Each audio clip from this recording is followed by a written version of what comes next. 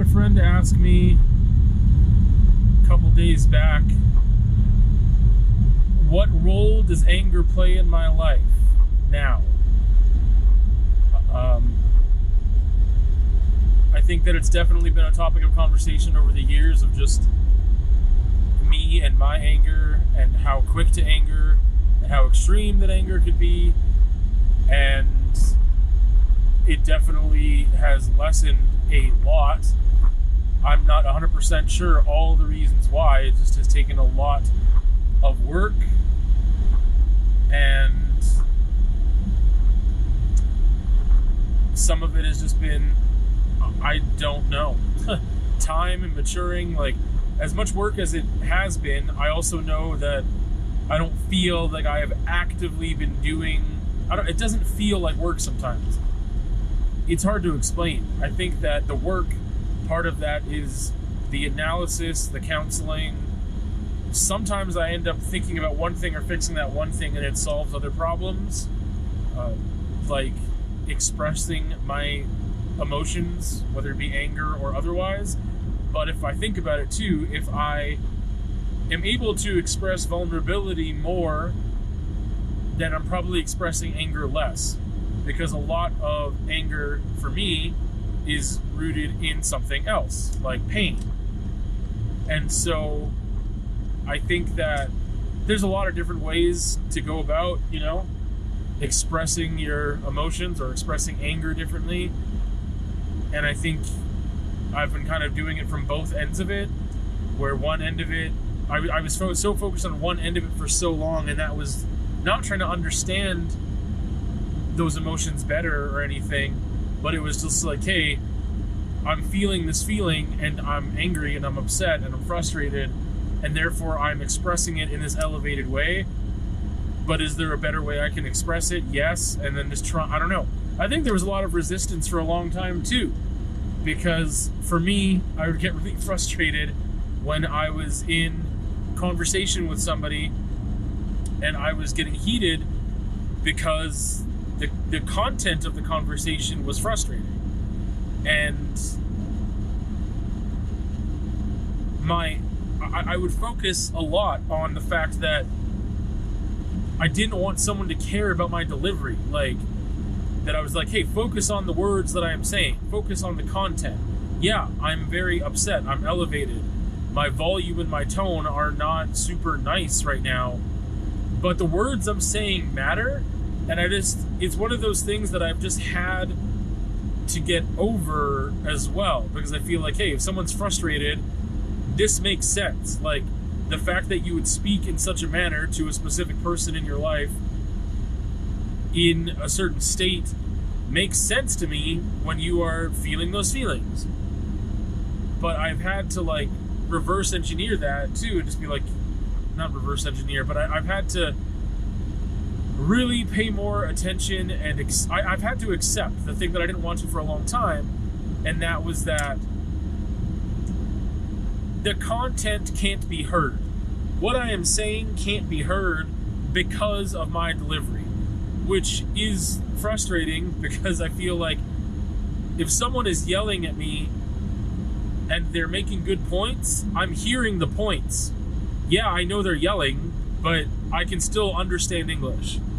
And it's like, some people can't understand English if you're yelling at them. All of a sudden, everything goes out the window, then they get elevated, and then they get defensive and whatever else. And that's not, I just don't operate on that same level necessarily as a lot of people where I've had these interactions with, that just because I'm elevated, they get elevated. I'm like, hey, I'm elevated because of these actions that maybe you have done that I'm trying to speak to you about, and you're getting elevated because I'm pointing it out. So it's interesting, because I have been able to just accept that and move forward with changing my approach. But there's so many combinations of things of when I was just thinking about my approach, it was really hard. But then doing all this other work on this end, that was I guess confronting my own feelings, understanding my own feelings better. It's been working at both ends to come to a better place. And I find that I definitely feel as though how I communicate is much better now, and it feels better to communicate that way too. It's still frustrating when I feel like I'm not allowed to express myself, because I know that I feel like I'm not allowed to express myself in a certain way. I'm like, yeah, but that's the way that I'm feeling. So you're saying I'm not allowed to have my feelings? And then it's like, well, no, you can have your feelings are valid, but you should be expressing them in a specific way so it's not an affront to somebody else. Anyway, again, I've gotten way better with it, but it's still something I'm working on, because again, someone can yell at me and is that a nice feeling? No, it's not. But if they're yelling at me because I was really selfish and really careless and I screwed something up big time, I would understand their frustration. I'd probably appreciate it if they were more patient and forgiving, sure. But I would also understand, okay, you're super frustrated. I screwed up. I get it. I have to own that. And it's still frustrating to me when people can't own that or don't own that because of the tone. But it's also really interesting that despite the fact that I have much more control over my tone and my volume and my approach in speaking about things, that sometimes it doesn't matter because the content is the same. And some people don't want to hear the content. They don't want constructive criticism, or they don't want to be told that what they're doing maybe isn't positive.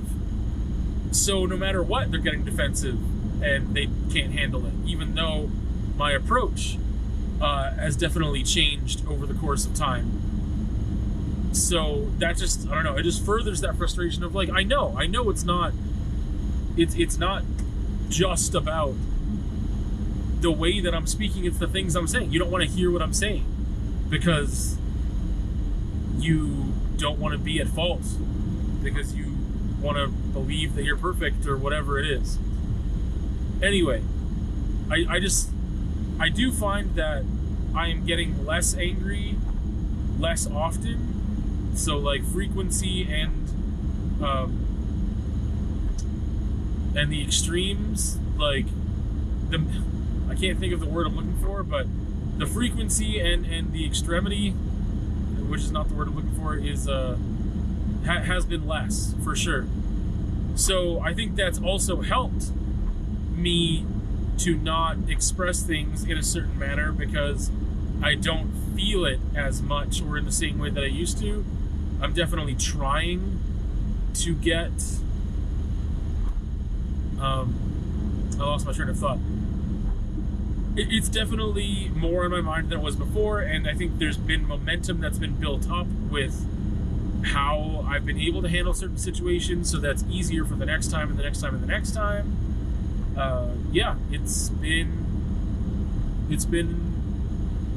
a lot of positive changes have been made, I think, over time. And I think in some aspects, the past 2 years, or in this past 1 year even, I think I've seen or noticed or interpreted more progress in this area than I have in the past, like 6-7 years, that it's been more of a focus of mine. I think that it's just, yeah, I've been able to just, again, there's so many things that might play a role, right? Like living environment, things like exercise, diet, sleep, accepting certain things in life and trying to get over things quicker. I think all of that has played a role.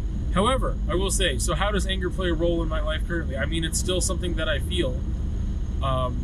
It's still something that I express. It's still something that's there. I think that it's an indicator, right? And it's an indicator of something. It doesn't necessarily mean, oh, I am angry at this person, therefore it is all their fault, and I should be angry at them.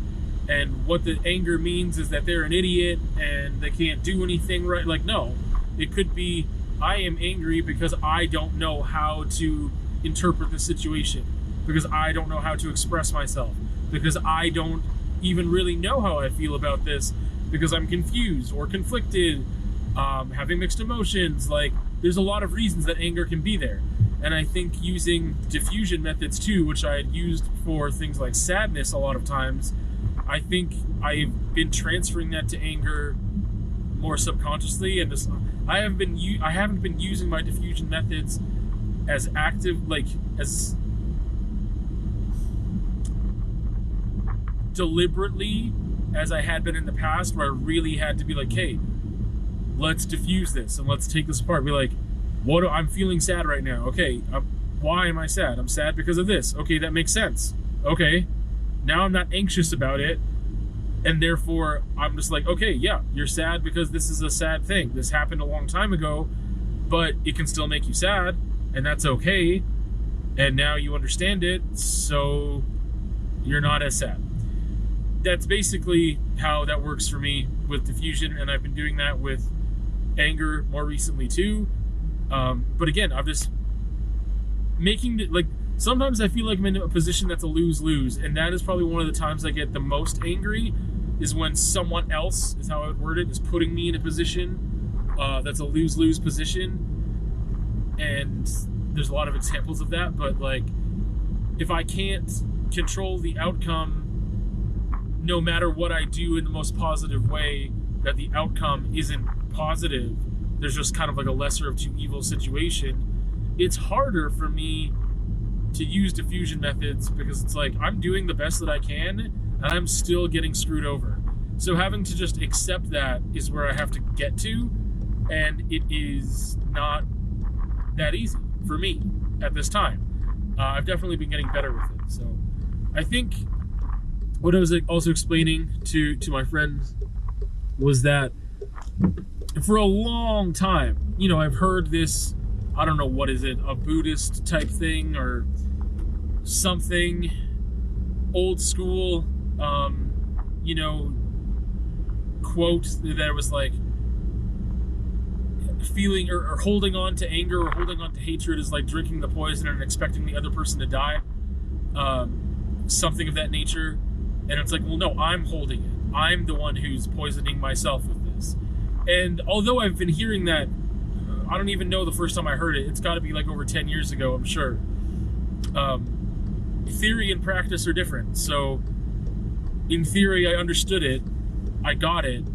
But I just really didn't know. Like, I felt like I think that I just let my anger have so much control of me, or I let my emotions have so much control, versus like, no, I can change how I feel about that emotion. Like, I can say, yeah, I am angry.